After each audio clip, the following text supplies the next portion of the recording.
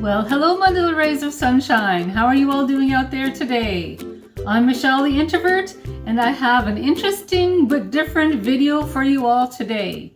In the past week or so, I've done quite a few kitchen projects, not every single day of the week, but just here a little, there a little, and I thought, well, I might as well record my cooking as I go. And so maybe we'll start off with Father's Day. For all of you wonderful fathers out there, I want to wish you all a belated Happy Father's Day. And for my dad, I thought I'd like to do something special but different for Father's Day for him. So I went to Bulk Barn and I picked up this cookie cutter. It's in the shape of a D. I don't know if you can see that. It's in the D shape. D for Dad. And I picked up an A. So I just have to put it together like that on the cookie dough. And that's what I did for Father's Day. I made my dad a nice batch of cookies using these alphabet letters for cookie cutters. And I also made some for Gerald too. And while I was out at Bulk Barn, I picked up this nice guitar shaped cookie cutter because Gerald plays the guitar. He also plays the violin, but he mostly plays the guitar. And that's a nice cookie cutter there. So I made some cookies for Gerald as well. And of course I couldn't resist but give him some of these dad cookies too.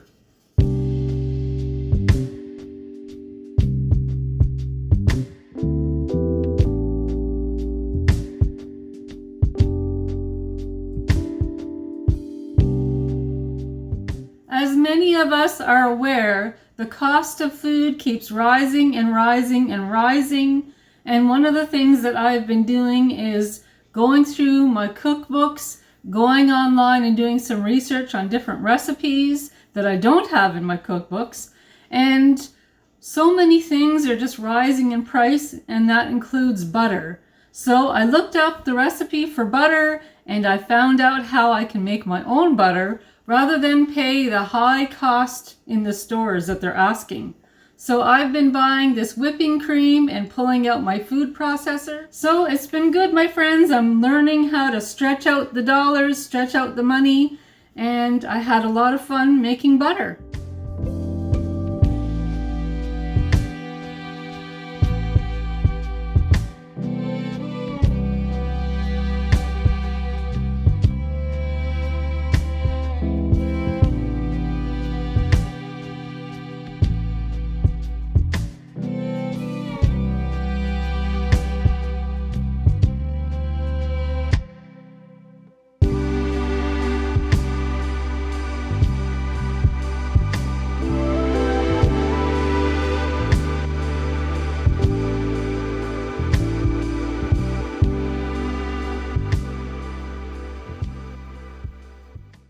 Another project that I wanted to work on, and that is a casserole for supper. I wanted to make enough that it would last for 2 suppers. So I thought a chicken and vegetable and rice casserole would be really, really nice. So I cooked up some chicken, and once that was cooled down, I took the meat off of it. And then I cooked up some vegetables and some rice, and then added a can of mushroom soup, and I put it all in the oven. It tasted great, my friends. I'm really happy that I made that casserole. And also to go with that, I thought it might be nice to make some homemade bread and some homemade rolls to go with that casserole. Of course, with the homemade butter, that homemade bread tasted really, really good. Very good, in fact. So we had a very, very enjoyable supper.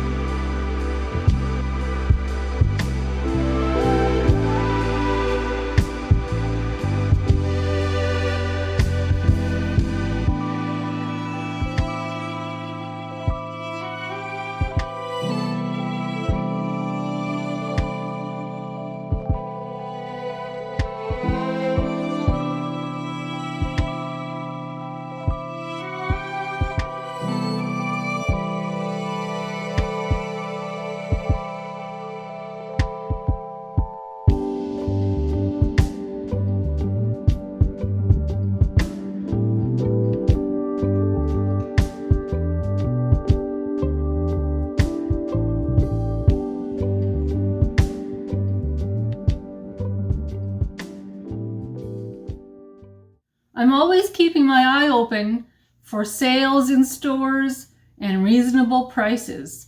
And this week I found some romaine lettuce on for a very good, low, reasonable price. So I picked some up and made another Caesar salad.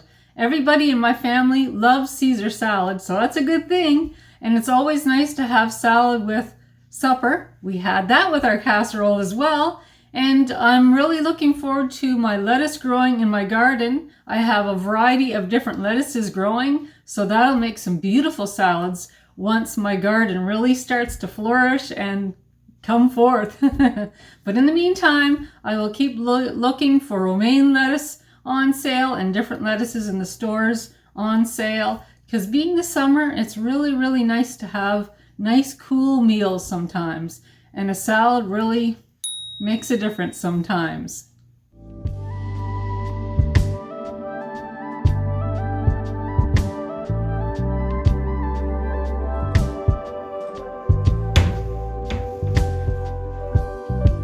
I also made Joshua some yogurt, and sometimes I make small batches and sometimes I make bigger batches.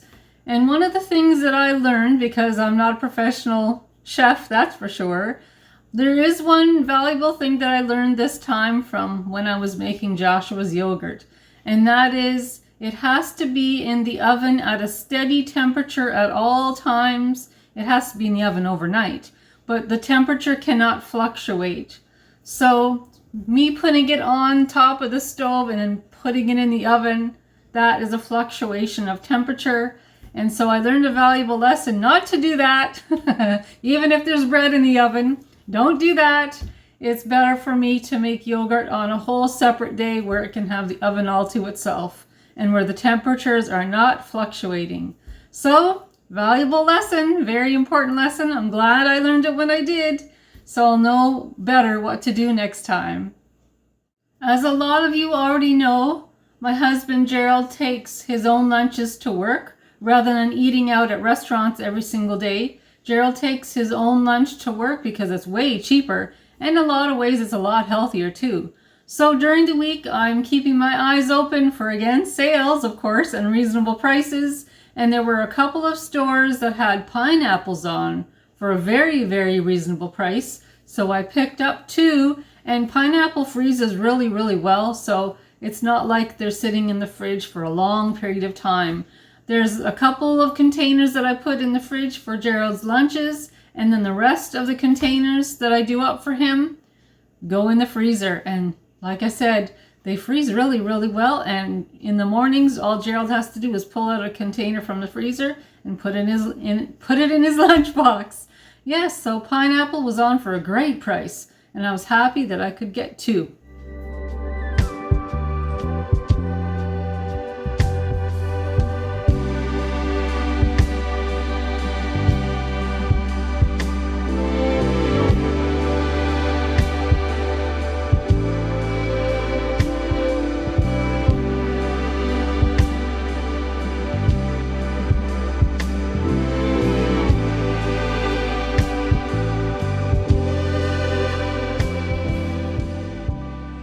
The last project that I wanted to do is to make a cream of celery soup. And I must say I'm very, very happy with how it turned out. It turned out really, really good. And there was enough for Joshua and I to have 2 lunches out of that pot of soup. It was quite remarkable about how inexpensive that recipe is. And I will definitely be making that soup again. Stretching out the meals and stretching out the money. It was a very practical choice for soup, that's for sure.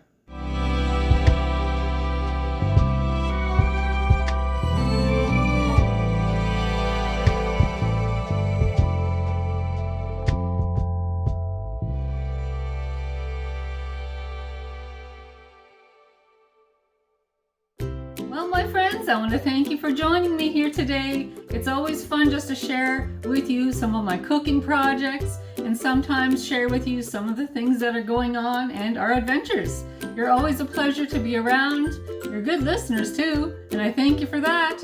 And if you like this vlog, please give me the YouTube thumbs up or press that subscribe button. That would be great.